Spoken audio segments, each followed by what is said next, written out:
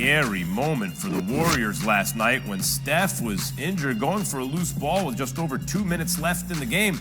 Here's Steve Kerr speaking moments ago with an update.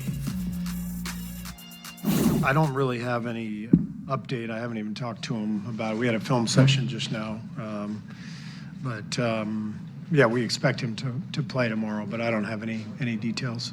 You said you haven't talked to Steph yet, so is he going to participate in practice today, or do you not know that? We're not practicing, yeah. It's just a recovery day. There will be some guys who will be out on the floor shooting. The guys who didn't play as much or play at all will be out there getting workouts, but the high-minute guys will just be getting treatment and recovery. Pat, if Steph is good to go, Celtics should be worried about this or what? Of course. I think anytime Steph is on the court, I think Pay attention. The Celtics, the people in Boston, everybody. I think he gravitates so much energy. Obviously it's not one or two people that can guard Steph Curry. It's like a team defense. So should they be worried? Yes. The tension he brings to others, having to deal with him running around, all that type of stuff. Guys keeping it on slip screen. So, yeah, the answer is yes to that, buddy. All right, Jacoby, let me ask you another stupid question then. All right.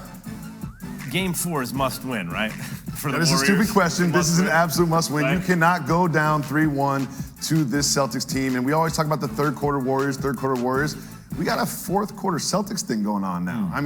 They gave up 11 points, not to Steph Curry, to the Warriors in the fourth quarter. We all saw what happened in game 1 in the fourth quarter, but really, it's not just the offense in the fourth quarter for the Celtics, it's the defense. Again, they gave up 11 points in that quarter. You're not gonna win a game scoring 11 points in the fourth quarter. So, Pat, Draymond, you were on KJM, Keyshawn J. Willimax in the morning, ESPN Radio, fantastic morning show. Everyone should check it out. Great show, tremendous.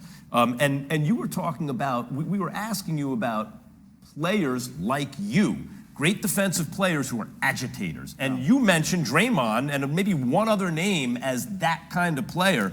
He did not have his best game, to say the least, last night. How does he get it going? Just be the best version of himself, And when I say best version, I mean like not arguing with Grant Williams, not attacking the referees every play. And mind you, I'm a guy who attacks the referees all the time. So, I understand how difficult that is. Pat Bev wakes up with a beef with the whole world.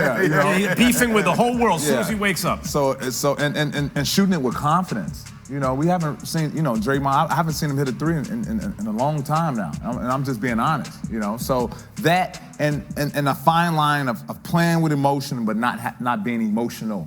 Not a fine line between that. You play with emotion, you play hard, you play smart. You play with emotional, you do things, you get texts, you do stuff like that. So just to find a balance. Usually, I just want to follow up with this, just to try to pick your brain about this. Usually the agitator, you think they're pulling the strings and they're having people react to them. But, and I asked you, we touched on this before, but do you think after his game 2, where he played with energy early and he was getting under people's skin and there was all this media coverage of it, how are the refs going to officiate in game 3? Do you think that got in Dre's head? No, I think he's a pro. I think he's obviously he's won championships. He's done seen everything before. I just think the Celtics head coach, I don't know if it's film, I don't know if it's, the coaching staff or the players, but they're attacking Draymond. Yeah. And that's just being honest, and that's just not discredit Draymond. He's one of the greatest to do it defensively in our time in the game, one of the greatest. But they're literally putting their hair down and going at Draymond. We don't want Steph. We're going at Draymond. You say you head of the snake, you the big dog. We coming right at you. Is that a psychological move for a team? Hell yeah. If a team just looked and picked on me whole game, we seen it when we played Dallas. I had to sit. So from a from a mental standpoint of man, they going at him. Take the biggest, baddest dude from a defensive point of view and go right at him.